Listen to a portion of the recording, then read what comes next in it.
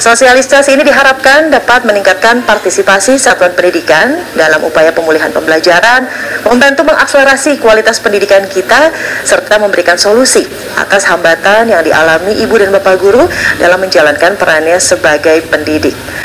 Dan untuk mengawali acara kita pada pagi hari ini, saya ingin mengundang Menteri Pendidikan, Kebudayaan, Riset, dan Teknologi untuk memberikan paparan. Silahkan, Mas Menteri. Terima kasih. Assalamualaikum warahmatullahi wabarakatuh. Salam sejahtera bagi kita semua. Om Swastiastu, Namo Buddhaya, salam kebajikan, Rahayu.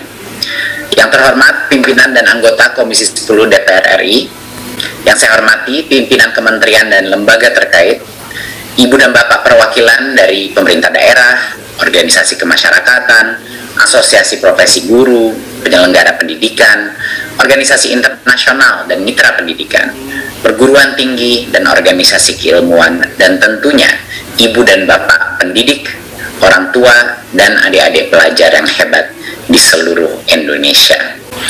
Peluncuran Merdeka Belajar kali ini sudah lama saya tunggu-tunggu. Sudah lama sekali, sudah beberapa tahun kita tunggu-tunggu, karena terobosan yang kami luncurkan pada hari ini berhubungan langsung dengan akselerasi mutu pembelajaran dan peningkatan kualitas guru, yaitu kurikulum Merdeka dan platform Merdeka Mengajar.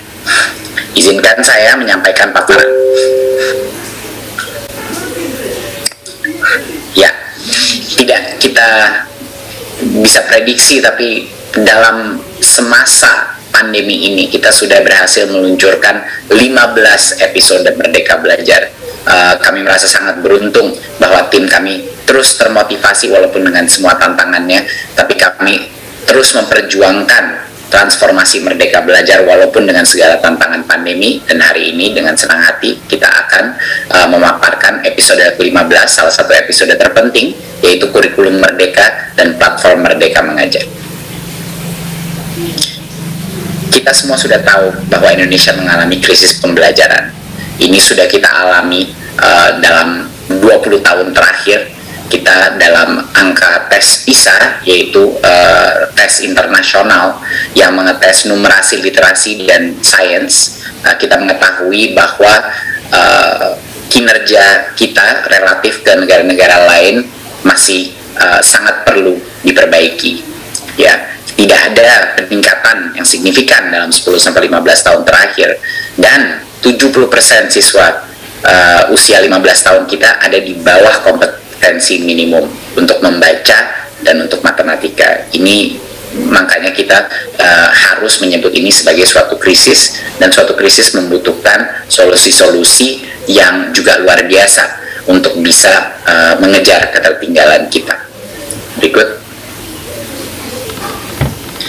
Ya, banyak sekali di tahun-tahun kemarin banyak sekali masyarakat dalam dunia pendidikan kita alergi dengan terminologi sering disebut ganti menteri, ganti kurikulum. Saya di sini dengan senang hati akan mengumumkan bahwa dengan Merdeka Belajar semua itu tidak akan ada pemaksaan. Dalam 2 tahun ke depan ini tidak akan ada pemaksaan, karena tujuan kita adalah recovery dari learning loss pandemi. Dan seperti yang kita lihat pada saat kita menawarkan kurikulum darurat dengan memberikan pilihan, ternyata 30% dari sekolah secara organik memilih opsi yang lebih baik, yang lebih sederhana. Ya, jadi kita mengikuti filsafat kemerdekaan, ya, Merdeka Belajar, dan kita memberi sekolah 3 opsi sesuai dengan kesiapannya masing-masing. Opsi pertama adalah bagi sekolah-sekolah yang belum nyaman, belum percaya diri untuk melakukan perubahan, silahkan masih di dalam kurikulum 2013. Itu opsi pertama. Jadinya tidak dipaksakan sama sekali. Jadi tidak perlu khawatir lagi sekolah-sekolah bahwa ganti menteri, ganti kurikulum. Itu artinya bukan karena sekolah tidak membutuhkan ganti kurikulum, tetapi karena dipaksakan secara cepat. Tapi sekarang bagi sekolah-sekolah yang belum merasa siap, mereka boleh tetap di dalam kurikulum 2013. Bagi sekolah-sekolah yang ingin melakukan perubahan, tapi mungkin belum siap melakukan perubahan yang begitu besar, tapi dia ingin memilih kurikulum yang lebih sederhana, dia masih mau di 2013, tapi yang jauh lebih ringkas materinya, dia boleh memilih kurikulum darurat, ya, penyederhanaan. Dan bagi sekolah-sekolah yang sudah siap untuk melakukan transformasi sesuai dengan kecepatan yang dia inginkan, pilihan ketiga terbuka juga untuk meluncurkan kurikulum merdeka. Ya, kurikulum merdeka itu yang akan dibahas pada hari ini. Jadi sekarang tolong diingat masyarakat juga, teman-teman media, bahwa kurikulum ini adalah opsi pilihan. Karena kita sudah sangat sukses dengan kurikulum darurat, kita menggunakan filsafat yang sama. Ini pilihan bagi sekolah mengikuti kesiapannya masing-masing. Karena Bapak Ibu, tidak ada yang namanya transformasi proses pembelajaran kalau kepala sekolah dan gurunya merasa terpaksa untuk berubah. Kunci keberhasilan daripada suatu perubahan kurikulum adalah kepala sekolah dan guru-gurunya memilih untuk melakukan perubahan tersebut. Jangan pernah lupakan itu, Bapak Ibu. Berikut. Jadi, satuan pendidikan ini bisa mengimplementasikan kurikulum merdeka secara bertahap, tidak perlu 100% langsung diterapkan. Ya, kita memberikan fleksibilitas. Ya, kurikulum merdeka ini sudah kita tes di 2.500 sekolah penggerak. Namanya dulu kurikulum prototipe. Sekarang karena kita luncurkan pada sekolah-sekolah lain, namanya kurikulum merdeka. Jadi kurikulum merdeka ini sudah kita tes di 2.500 sekolah. Banyak sekali sekolah yang sudah kita lakukan. Ini diterapkan mulai dari TK, SD, dan sampai ke SMP, SMA. Ya, dan mulai tahun ajaran ini 2022-2023, satuan pendidikan bisa mengimplementasi kurikulum merdeka ini berdasarkan kesiapan masing-masing. Kita akan menyiapkan suatu survei angket untuk membantu satuan pendidikan menilai dirinya. Saya sudah siap apa tidak untuk menerapkan ini, gitu. Dan 3 pilihan yang dapat diputuskan satuan pendidikan itu adalah mereka bisa menerapkan beberapa bagian saja dari prinsip kurikulum merdeka, nggak perlu full. Ya, mereka juga bisa menerapkan kurikulum merdeka menggunakan perangkat ajar yang sudah disediakan, itu boleh, dan menerapkan kurikulum merdeka dengan mengembangkan sendiri berbagai perangkat ajarnya.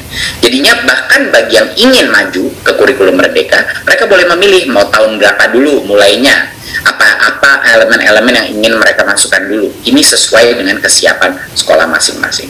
Seperti yang kita bilang, tidak perlu panik para guru dan kepala sekolah, karena kemerdekaan dan keputusan itu ada di mereka. Pertama, keunggulan kurikulum merdeka sama seperti kurikulum darurat. Nomor 1, lebih sederhana, lebih mendalam. Standar pencapaiannya jauh lebih sederhana. Materinya lebih sedikit sehingga itu memberikan waktu untuk guru mendalami setiap konsep, karena itu yang penting. Bukan kelebaran daripada materi, tetapi kedalaman yang menjadi fokusnya. Ya, dan juga dibuat bahasa daripada standar pencapaian pun jauh lebih mudah dimengerti. Kemerdekaannya sendiri, otonomi yang diberikan. Ya, saya berikan beberapa contoh. Di dalam program SMA sekarang tidak ada lagi program peminatan, ya, untuk yang memilih kurikulum merdeka. Ya, tidak ada lagi jurusan, ya, kejuruan atau peminatan dulu namanya. Peserta didik bisa memilih mata pelajaran sesuai minat, bakat, dan aspirasinya di 2 tahun terakhir SMA. Ini salah satu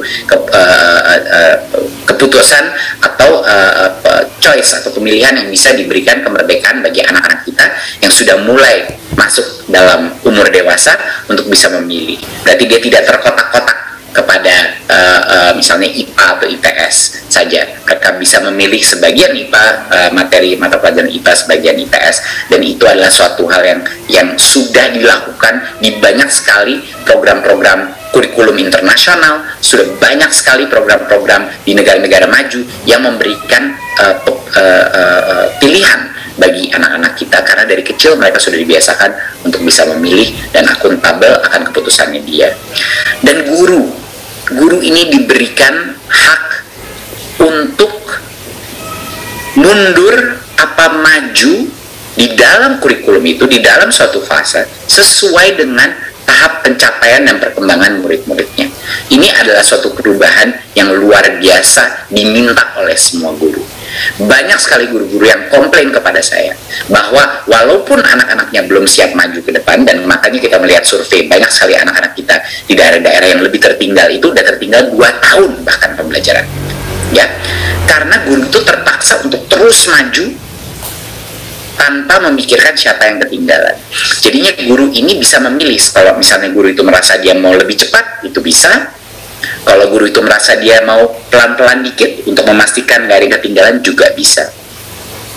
Dan sekolah di dalam kurikulum Merdeka ini, sekolah ini diberikan kewenangan untuk mengembangkan kurikulum itu, ya, untuk mengembangkan kurikulum itu sesuai dengan karakteristik sekolah tersebut. Jadinya level otonomi, level kemerdekaan bagi sekolah, bagi guru, dan bagi peserta didik itu sangat tinggi. Jadi ini bukan malah kurikulum yang ingin membelenggu sekolah-sekolah. Ini adalah kurikulum yang paling merdeka dan memberikan kemerdekaan kembali kepada sekolah, hak-hak memilih bagi murid, guru, dan sekolah. Berikut. Di luar daripada kurikulum yang lebih sederhana dan kurikulum yang lebih merdeka, lebih fleksibel dan otonom, ini adalah versi kurikulum di mana murid-murid itu bukan hanya pasif di dalam kelas, tetapi mereka aktif. Jenis-jenis aktivitas yang dilakukan di dalam kurikulum ini banyak sekali yang project based. Kita memberikan ruang di dalam waktu kelas untuk project based yang sangat besar. Karena satu, kenapa relevan? Karena ini adalah skill-skill yang akan dibutuhkan anak itu pada saat dia keluar. Dia harus bisa bekerja secara kelompok, dia harus bisa menghasilkan suatu hasil karya, dia harus bisa berkolaborasi dan memikirkan hal-hal secara kreatif, ya. Dan dengan ini akan menjadi jauh lebih menyenangkan buat siswa maupun juga buat gurunya, ya. Ini memberikan mereka kesempatan juga untuk mengembangkan karakter mereka, ya, dengan interaktif. Kita sering komplain bahwa anak-anak kita mungkin tidak benar-benar mengerti apa dan belum mendarah daging konsep Pancasila, atau belum mendarah daging konsep-konsep seperti budi pekerti dan lain-lain. Yaitu alasannya karena ya, kalau mereka membaca itu saja di dalam buku teks, ya tentu saja tidak akan terserap. Mereka harus bisa mengimplementasikannya dengan tindakan nyata. Itulah makanya project based learning menjadi komponen yang sangat penting dan juga jauh lebih menyenangkan, sehingga anak-anak merasa sekolah itu jauh lebih interaktif dari sekarang. Pasif saja dengerin guru lalu dites di akhirnya. Ya jelas, kalau anak-anak kita tidak mengasosiasikan sekolah dengan sesuatu yang menyenangkan, yang interaktif, di mana mereka merasa mereka itu penting dalam proses pembelajaran itu di dalam ruang kelas, ya anak itu akan selalu mengasosiasikan sekolah dengan suatu hal yang negatif, dan dia tidak mungkin akan menjadi pembelajar sepanjang hayat.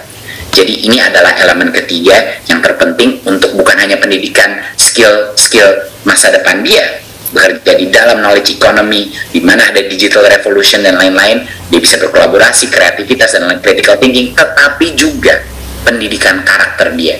Karena ini disinilah karakter akan dibangun dengan bekerja sama gotong royong dengan teman-temannya, dengan gurunya untuk melakukan project-project dalam lingkungan, ya, project-project climate change, project-project kebinekaan untuk membangun rasa toleransi antara suku, antara agama, project-project kesehatan untuk mengerti dampak kesehatan pada dirinya, literasi digital dan lain-lain. Semua project-project yang penting, yang relevan dan yang aktif. Penerapan ini didukung dengan berbagai macam perangkat ajar dan pelatihan, ya, bagi siswa sekolah. Nomor satu, kita menyediakan buku teks, ya, buku teks yang lebih variatif dengan kualitas yang baik, ya. Kita memberikan modul-modul pengajar dan project-project, profil project yang bisa digunakan. Jadi kita tidak akan hanya membiarkan saja sekolah menentukan ini secara sendiri. Kita akan berikan mereka contoh-contoh, kita akan memberikan mereka dukungan, ya, bimbingan dalam apa saja yang bisa mereka lakukan, apa saja contoh-contoh baik. Jadi itu yang satu. Kedua, kita akan memberikan pelatihan yang bisa diakses semua guru secara otomatis melalui kanal-kanal digital, ya. Pelatihan di mana secara mandiri guru bisa mempelajari konsep-konsep ini sehingga mereka bisa lebih percaya diri dalam mengimplementasikan kurikulum ini, ya. Ada bentuknya macam-macam, ada e-book, ada video, ada podcast yang bisa diakses, ya. Dan guru bisa membentuk komunitas-komunitas belajar yang akan kami bantu fasilitasi untuk berbagi praktik baik dalam adopsi kurikulum merdeka ini. Dan tidak perlu khawatir bagi semua guru, kami menjamin jam mengajar dan tunjangan profesi guru aman. Perubahan struktur mata pelajaran ini tidak akan merugikan guru. Jadi bagi guru-guru yang mungkin khawatir dengan perubahan ini karena lebih fleksibel jam waktunya, kami jamin ini tidak akan merugikan guru, tidak akan mengurangi jam mengajar dan tunjangan guru, ya. Jadi ini mohon ditekankan sekali lagi. Saya rasa demikian yang bisa saya sampaikan pada saat ini. Jadi ini sekali lagi hari yang sangat bahagia. Kita memberikan pilihan bagi sekolah-sekolah untuk menentukan mau di K13 saja atau sudah siap mungkin mau kurikulum darurat yang lebih sederhana, K13 tapi lebih sederhana, atau sudah siap maju secara bertahap kepada kurikulum merdeka. Dan kita tidak biarkan saja sendiri tanpa bimbingan, kita menyediakan suatu platform digital yang bisa diakses siapapun untuk bisa membimbing guru-guru dalam proses mengajar dalam kurikulum merdeka, proses belajar untuk paradigma dan konsep-konsep baru, dan juga konsep berkarya. Demikian yang bisa saya sampaikan. Wassalamualaikum warahmatullahi wabarakatuh.